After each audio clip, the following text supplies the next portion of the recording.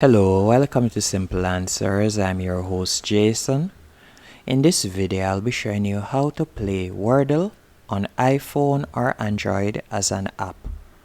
First, let's go into the browser. From here, you'll simply search for Wordle.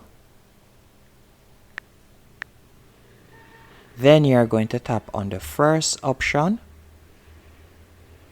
After selecting the first option, you're going to tap on the X right here. Next, if you're on an iPhone, you'll simply tap on the share icon at the bottom of the screen. And you'll scroll up and you'll tap on Add to Home Screen. Then you'll select Add. If you're on an Android device, you'll simply tap on the three dots in the top right hand corner. Then you'll tap on Add to Home Screen, and now you'll have Wordle on your home screen, so you can simply tap on it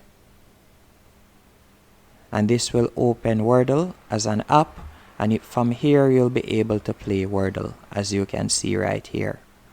Hope you found this video helpful and informative. If you did, be sure to hit the like button and subscribe, and thank you for watching.